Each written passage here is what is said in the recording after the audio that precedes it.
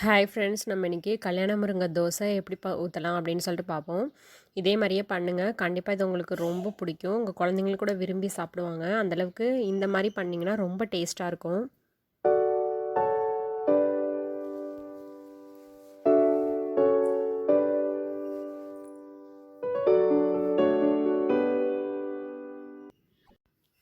நம்ம இப்போ கல்யாண முருங்கை தோசை ஊற்றுறதுக்கு என்னென்ன வேணும் அப்படின்னு சொல்லிட்டு பார்ப்போம். இதுக்கு வந்து ஒரு சுண்டு அரிசி எடுத்துக்கோங்க. இட்லி ரைஸு ஒரு சுண்டு போட்டிருக்கேன். இதை வந்து தண்ணி ஊற்றி ஊற வச்சுருவோம்.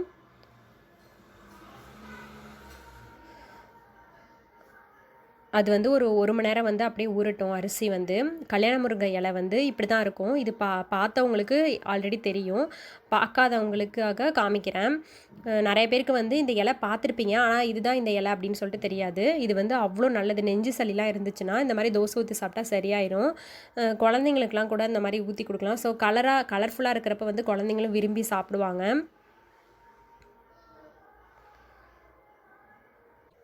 அந்த மாதிரி இது வந்து லேடிஸ்க்கெலாம் வந்து ரொம்ப நல்லது அப்படின்னு சொல்லுவாங்க. கர்ப்பப்பைக்கு அதுக்கெலாம் வந்து இது ரொம்ப நல்லது.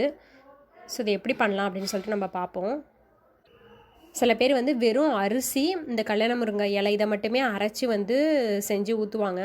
அந்த மாதிரி செய்கிறதுக்கு பதிலாக அது கூட அந்த பச்சை வாடை வந்து அந்த இலையோட ஸ்மெல்லு வந்துச்சுன்னா வந்து சில பேருக்கு பிடிக்காது. ஸோ இந்த மாதிரி வந்து கடலப்பருப்பு வந்து கொஞ்சம் சேர்த்துக்கிட்டிங்க அப்படின்னா அதோட டேஸ்ட் வந்து ரொம்ப டிஃப்ரெண்ட்டாக இருக்கும். ரொம்ப டேஸ்டியாக இருக்கும். உங்கள் குழந்தைங்களும் ரொம்ப விரும்பி சாப்பிடுவாங்க. அவங்களுக்கு பிடிச்ச ஷேப்பில் வந்து நீங்கள் ஊற்றி கொடுத்தீங்கன்னா கண்டிப்பாக இது வேணும் அப்படி வேணும்னு சொல்லிட்டு செஞ்சு சாப்பிடுவாங்க கேட்டு வாங்கி. 1/4 கப்பு வந்து கடலப்பருப்பு போட்டுக்கோங்க. ரொம்ப நிறையா போட்டுட்டாலும் டோட்டலாக வந்து அந்த இலையோட இதே இல்லாமல் அந்த இலையோட நம்மளுக்கு அந்த இலையோட விட்டமின்ஸ் வந்து கிடைக்காம நிறைய கடலப்பருப்பு வச்சு தோசை ஊற்றுற மாதிரி ஆயிரும். ஸோ வந்து 1/4 கப்பு வந்து கரெக்டாக இருக்கும். ஒரு சுண்டுக்கு 1/4 கப்பு சேர்த்துருக்கேன். இதையும் ஊற வச்சுருவோம். இதுவும் 1 ஹவர் ஊறட்டும். இப்போ வந்து இந்த இலை வந்து அந்த நரம்பு உங்களுக்கே தெரியும். அதை மட்டும் விட்டுட்டு அந்த இலையை மட்டும் வர மாதிரி அந்த அந்த நரம்பை பிடிச்சிக்கிட்டு இழுத்திங்கன்னா, இந்த மாதிரி நான் இழுக்கிற மாதிரி இழுத்திங்கன்னா கரெக்டாக அந்த இலை மட்டும் வந்துடும். அந்த நரம்பு ஏன் வேணாங்கிறேன் அப்படின்னா, அது ஒரு மாதிரி அரைப்படுறப்ப வந்து நார் மாதிரி அரைப்பட்டிருக்கும். அதனால் நம்ம வாயில் படுறப்பையோ இல்லை அந்த தோசை மாதிரி இருக்காது. அந்த நார் மாதிரி இருக்கிறதுனால சாப்பிட முடியாது, பிடிக்காது. அதனால் இந்த மாதிரி அதை எடுத்துருங்க நீங்கள். நான் எடுக்கிற மாதிரியே இந்த மாதிரி பிடிச்சிக்கிட்டு எடுத்துருங்க.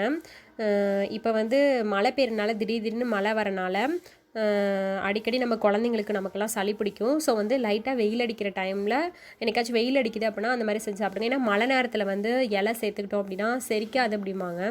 ஸோ குழந்தைங்களுக்காக கொடுக்குறீங்க அப்படின்னா மழை பெஞ்சிட்ருக்கு அப்படின்னா கொஞ்சம் அவாய்ட் பண்ணிவிட்டு லைட்டாக எப்போயாச்சும் வெயில் அடிக்குது அப்படின்னா அந்த மாதிரி செஞ்சு கொடுங்க. இது வந்து உடனே செஞ்சு உடனே கூட சாப்பிட்லாம். அதனால் இது டைம் எடுக்கணும், இது மாவு வந்து ரொம்ப நேரம் வைக்கணும் அப்படின்லாம் எதுவும் கிடையாது.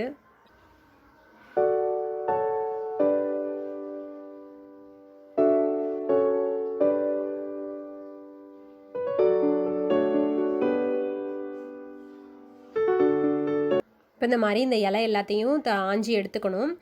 அரிசியையும் கடலப்பருப்பையும் தனித்தனியாக அரைக்கணும். இப்போ இது ரெண்டும் ஊறட்டும். அதுக்குள்ளே நம்ம இந்த இலை எல்லாத்தையும் ஆஞ்சிடலாம். இப்போ இது வந்து ஒரு 1 ஹவர் வந்து ஊறிடுச்சு. இப்போ வந்து இதை நம்ம வந்து அரைச்சிருவோம். ஃபஸ்ட்டு நான் வந்து அரிசியை வந்து அரைச்சிட்றேன்.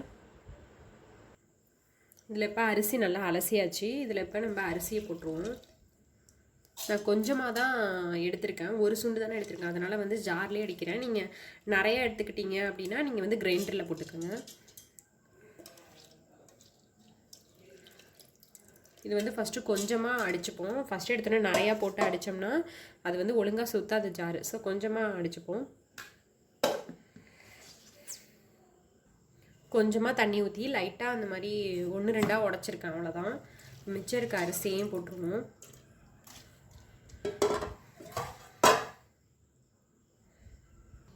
இப்போ இதை அடிக்கலாம். இப்போ நீங்கள் அடுத்து அடிக்க போகிறதுக்கு முன்னாடி இதில் வந்து ஒரு 1/4 டேபிள் ஸ்பூன் வந்து சோம்பு போட்டுக்கோங்க.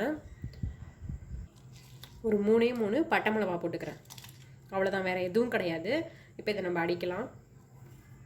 நம்ம தோசை ஊற்றுற ஸ்டேஜில் வந்து இந்த மாவு இருந்தால் போதும். அதனால் வந்து நீங்கள் தண்ணி வந்து கொஞ்சம் கொஞ்சமாக விட்டு உங்களுக்கு அடிப்படுற அளவுக்கு எவ்வளோ வேணுமோ அந்த ஸ்டேஜ் வரைக்கும் நீங்கள் தோசை மாவு ரொம்ப தண்ணியாக போகாமல் தோசை மாவு ஸ்டேஜில் நீங்கள் அடிச்சுக்கோங்க. பாருங்கள், நல்லா அடித்தாச்சு. நம்ம நார்மலாக இட்லிக்கு இதுக்கெல்லாம் மாவு அரைப்போம்ல அந்த மாதிரி லைட்டாக கொரன்னு இந்த மாதிரி அடிச்சிருக்கேன். ரொம்ப இல்லை, லைட்டாக இட்லி மாவுலாம் அரைப்போம்ல அந்த மாதிரி தான் அடிச்சிருக்கேன். இப்போ இதை ஒரு பாத்திரத்தில் மாற்றிப்போம். இப்போ இந்த கடலைப்பருப்பை போட்டுப்போம்.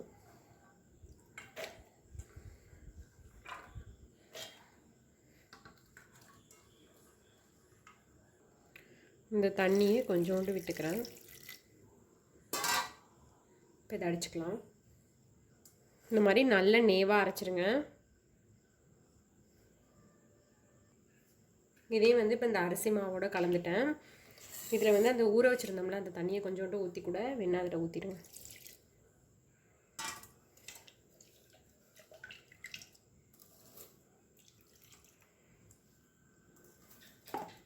இப்போ நம்ம இலையை அடிச்சுக்கலாம். இப்போ நம்ம இலையை அடிச்சுப்போம். இலை வந்து இந்த பாருங்கள் எல்லாத்தையுமே வந்து இந்த மாதிரி ஆஞ்சாச்சு. ஏன் வந்து அந்த நரம்பை எடுக்கணும்னா அதை அடிப்படாமல் ஒரு மாதிரி வாயில் படுறப்ப வந்து நல்லா இருக்காது. அது வந்து ஒரு மாதிரி நார் மாதிரி வாயில் படும். அதனால தான் வந்து அந்த இடையில உள்ள அந்த நரம்பெல்லாம் எடுக்க சொன்னேன். எடுத்துகிட்டு இதை வந்து நல்லா வாஷ் பண்ணிக்கணும். இதில் வந்து அந்த பூச்சி எச்சம்லாம் இருக்கும். ஸோ வந்து நல்லா வாஷ் பண்ணி எடுத்துக்கோங்க. இதை ஒரு 3-4 தடவை நல்லா வாஷ் பண்ணிட்டேன். இப்போ இதை அரைச்சிடலாம். அந்த மாதிரி இது வந்து அரிசியும் இந்த மாதிரி பருப்பும் தனித்தனியாகவே போடுங்க. பருப்பு வந்து சீக்கிரம் அரைப்பட்டுரும், அரிசி வந்து ரொம்ப நேரம் அரைக்கணும். அதனால் தனித்தனியாகவே போடுங்க. இப்போ இதை அரைச்சிடலாம். நல்லா பேஸ்ட் மாதிரி இதை அரைச்சிடணும். நல்லா பேஸ்ட் மாதிரி அரைச்சாச்சு. இப்போ இதையும் நம்ம வந்து இந்த அரைச்சி வச்சுருக்கோம்ல இதிலே ஊற்றிடுவோம். இப்போ இதை நம்ம நல்லா மிக்ஸ் பண்ணிடலாம். கொஞ்சோண்டு உப்பு போட்டுக்கோங்க. இதுக்கு தேவையான அளவுக்கு உப்பு போட்டுக்கோங்க. நம்மளுடைய கல்யாண முருங்கை தோசை மாவு ரெடி ஆயிடுச்சு. இது வந்து இதை வந்து நான் சொன்ன மாதிரியே தனித்தனியாக அரைச்சிக்கோங்க. எல்லாத்தையும் ஒன்றா அரைச்சா அதோட டேஸ்ட் வந்து மாறிடும், நல்லா இருக்காது. ஸோ இதே மாதிரி தனித்தனியாக எல்லாத்தையும் அரைச்சிக்கோங்க. அது மாதிரி தேவையான அளவு உப்பு போட்டு இதை நல்லா மிக்ஸ் பண்ணி இப்போ நைட்டு அரைக்கிறீங்க அப்படின்னா வெளியில் வைக்காதீங்க, ஃப்ரிட்ஜில் வச்சுருங்க. வெளியில் வச்சிங்கன்னா ரொம்ப புளிச்சு போயிடும். உடனே அரைச்சி உடனே கூட ஊற்றி சாப்பிட்லாம். நைட்டில் வந்து இந்த கீரை இதெல்லாம் சாப்பிடக்கூடாதும்பாங்க. அதனால் நைட்டில் சாப்பிட்றத விட மார்னிங் வந்து நீங்கள் ஊற்றி சாப்பிடலாம். அது மாதிரி இது வந்து சில பேருக்கு இந்த மென்சஸ்லாம் வந்து கரெக்டாக வராது, மந்த்லி வராது. அந்த மாதிரி தள்ளி போகிறவங்களுக்கு வந்து இந்த கல்யாண முருங்கை இலை வந்து நல்லதும்பாங்க. இதை ரெகுலராக எடுத்துக்கிறப்ப அதெல்லாம் சரியாயிடும். இது வந்து சளிக்கு அவ்வளோ நல்லது. நெஞ்சு சளிலாம் இருந்துச்சுன்னா இது சாப்பிட்டோம்னா அதெல்லாம் வந்துடும் அப்படிம்பாங்க, அதெல்லாம் சரியாயிரும் அப்படிம்பாங்க.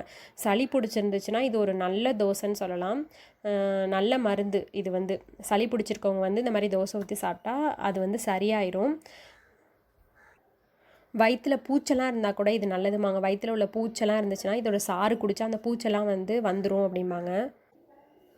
இந்த மாதிரி இது அவ்வளோ நல்லது இருக்குது இதில். இதை வந்து நல்லா மிக்ஸ் பண்ணிக்கோங்க. உப்பு போட்டுக்கனால நல்லா எல்லாம் மிக்ஸ் ஆகிற அளவுக்கு நல்லா கலந்துக்கோங்க. நல்லா மிக்ஸ் பண்ணிக்கிட்டு அதுக்கப்புறம் மூடி ஃப்ரிட்ஜில் வச்சிடலாம்.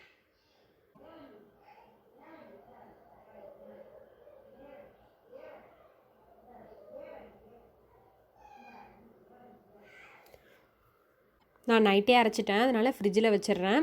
நீங்கள் மார்னிங் ரெடி பண்ணுறீங்கன்னா உடனே ஊற்ற ஆரம்பிச்சிடலாம். இப்போ இதை நம்ம ஃப்ரிட்ஜில் வச்சிடலாம். நான் இப்போ அடுத்த நாள் காலையில் ஃப்ரிட்ஜிலேருந்து எடுத்துட்டேன். இப்போ நம்ம தோசை ஊற்றலாம். கொஞ்சோண்டு இதில் தண்ணி கலந்துப்போம், ஏன்னா ரொம்ப திக்காக இருக்குது. ஸோ கொஞ்சோண்டு தண்ணி கலந்துக்கிட்டால் கொஞ்சம் அந்த தோசை ஊற்றுறதுக்கு கரெக்டாக இருக்கும். ஸோ தண்ணியாக தோசை இருந்துச்சுன்னா கொஞ்சம் நல்லாயிருக்கும். கொஞ்சமாக இப்போ தோசை ஊற்றிடலாம்.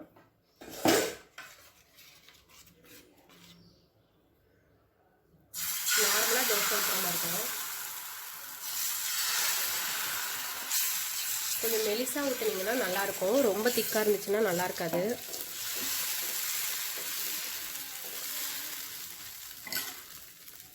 கொஞ்சோண்டு எண்ணெய் விட்டுக்கோங்க. பாருங்கள், அந்த ஒன் சைடு வந்து நல்லா கிறிஸ்பியாக வந்துருச்சு, பார்த்தாலே தெரியும். இப்போ திருப்பி போட்டுடலாம்.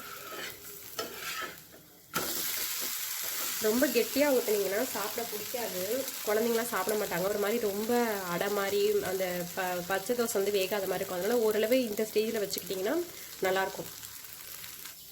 இதை எடுத்துடலாம்.